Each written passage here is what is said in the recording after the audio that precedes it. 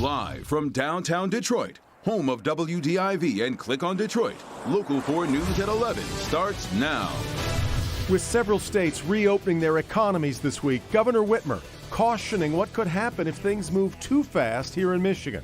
If we're not smart and we just take away social distancing, we could risk thousands of people getting sick and our healthcare system going into crisis again. Cases of the coronavirus now surpassing 38,000 in the state, with the death toll at 3,407.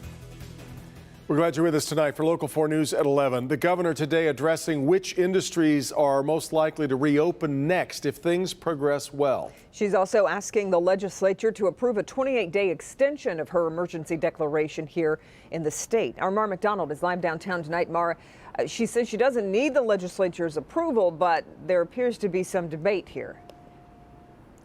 Well, here's the situation, Kimberly. You know, there are two laws on the books when it comes to the governor's emergency powers, and she will tell you that she does not need their approval to extend her emergency declaration. She wants it anyway. When I asked Michigan residents to stay home, to stay safe, you listened. You did the right thing. And I know it has not been easy.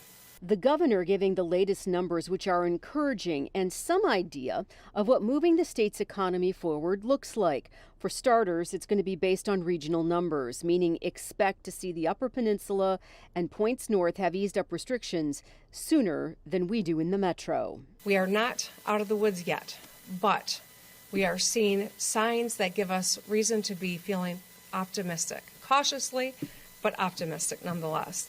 She singled out residential and commercial construction as types of businesses she's looking at allowing to return to work next, in stark contrast to Ohio, which is reopening all retail in mid-May, but requiring everybody to wear masks and take other precautions.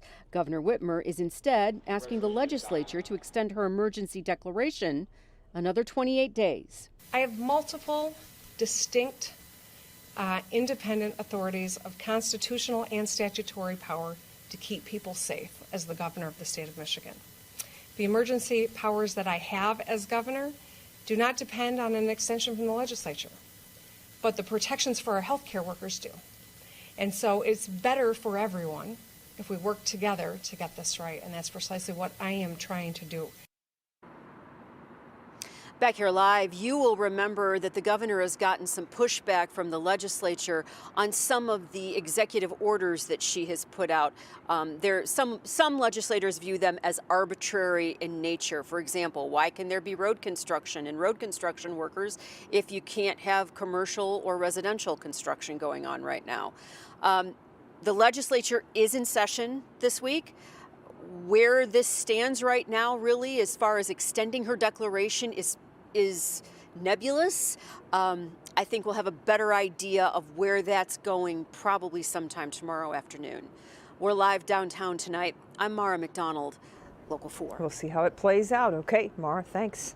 Some rare praise tonight from the Trump administration for Governor Whitmer, but also for Mayor Duggan. I talked one-on-one with Vice President Mike Pence earlier today, who said he's encouraged by what's happening here in Michigan, specifically Detroit. First, let me just commend the leadership in Michigan and in Detroit for the extraordinary efforts in advancing the guidelines. We're encouraged by the numbers that we're seeing in the Detroit area, and it really is a tribute to the people in your community who have taken the guidance about social distancing to heart, and we think that accounts for why we're seeing the real progress in Detroit and across Michigan that we're seeing today. Well, and speaking to the response of the state of Michigan, I found myself really curious as we were watching the protests that broke out around the state capitol in Lansing, and you had people leaving their cars and not socially distancing. And we saw a lot of Trump-Pence signs. And I thought, as you pointed out, the state of Michigan has largely been following many of the directives put forth from the federal level. And I found myself wondering what you thought about your name being thrown around that way in a protest. Well, we respect the right of every American to let their voice be heard.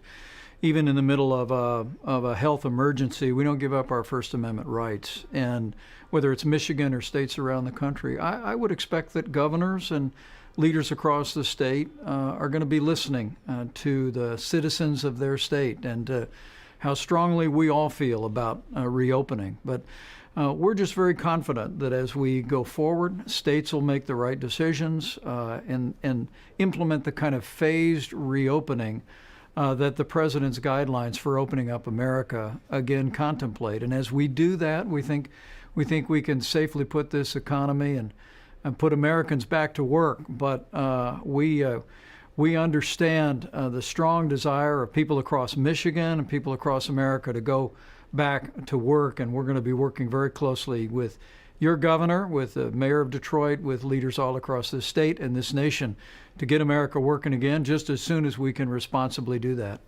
A few hours after my conversation with the vice president came the daily briefing, and President Trump unveiling a national blueprint for ramping up testing across the country, a plan that includes provisions for expanding state testing capacity and establishing widespread monitoring systems as well as contact tracing. As several states begin reopening their economies, President Trump suggesting tonight schools could be the next to open. Jason Colthorpe is live tonight with how the union is responding to the president's comments. Jason? And what we don't know with these comments, Kimberly, is were these some of the off-the-cuff kind of spur-of-the-moment spitballing type of comments the president will make sometimes and then later say he was just being sarcastic about? We don't know that just yet, but what we do know is when most educators saw them, they kind of did the, wait, what? I think you'll see a lot of schools open up, even if it's for a very short period of time. I think it would be a good thing. Answering a question about the process of states reopening, President Trump surprisingly suggesting that the current school year may not be over, even in states that remain largely closed. What this vicious virus goes after, young people seem to do very well. Young people seem to do very well. So I know that there are some governors that aren't necessarily ready to open up their states, but they may be ready to open up their school systems. We'll see, but that's their choice. But the word is safety. One thing that the president hasn't thought of is that it's not only children that will be impacted by opening up schools, it's every child's family. Head of the Michigan Education Association, Paula Herbart, isn't so sure.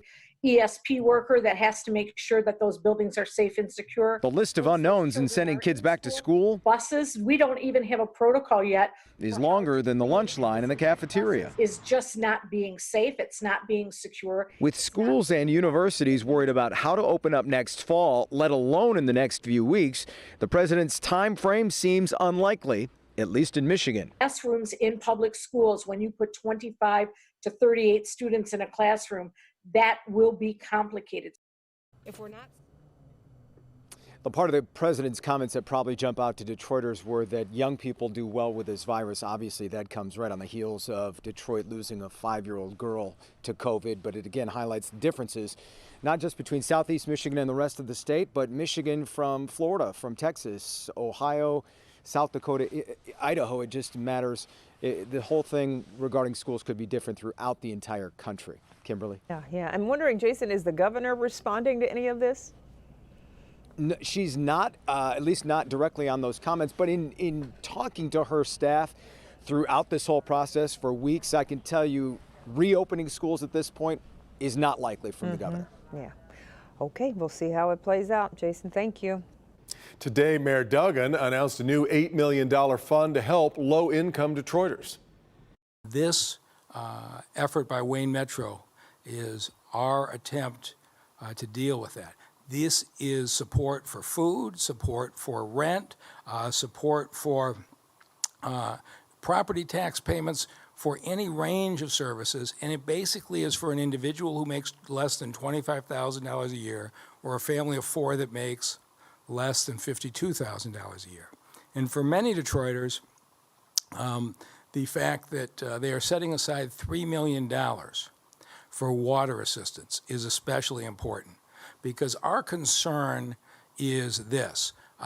We don't want to be in a situation when the pandemic is over that people weren't able to keep up on their payments and now we have to start another round of water shutoffs. Nobody wants to turn off anybody's water in this city, but we have to make sure the bills are paid or we won't have a system. According to a new survey from the University of Michigan, 1 out of 5 Detroiters says they're going to run out of money in the next 3 months due to the pandemic. All right, let's check in with Ben. And temperatures warmed up to the 60s this afternoon. It was really nice, but now you're tracking some wet weather moving in.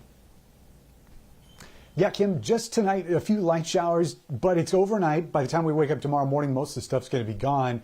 Unfortunately, it looks like the big stuff is coming as we head towards the middle of the week. Here's 4 Live radar tonight. And again, not really all that impressive. The back edge of those showers right now just starting to move into the west zone. So for the most part, these are going to be gone by about 3, 4 in the morning. And then anything after that is going to be very light, very widely scattered. If we see any couple sprinkles hanging on towards morning, so be it. But generally, it's going to be just a lot of clouds as we start out on Tuesday.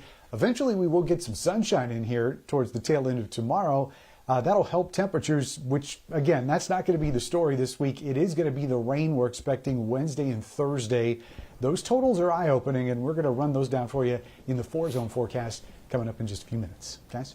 Okay, Ben. Still ahead, at least 10 states reopening for business this week. A breakdown of what each state is doing to try to get parts of their economies back open. Tim? Today was a good day. With the governor's rules being relaxed somewhat, people could get out, blow off some steam. It's been a while. It's been stressful, just staying in. I'm used to being out. It seems like today was the perfect day to get out and about.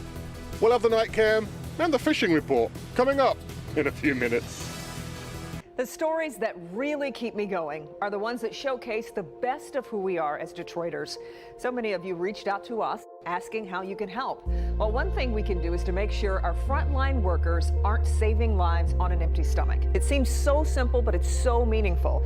That's why Food for Frontline is helping keep our essential workers fed and fighting for our communities. You can donate now at clickondetroit.com/frontline and stay with Local 4 for the moments that matter.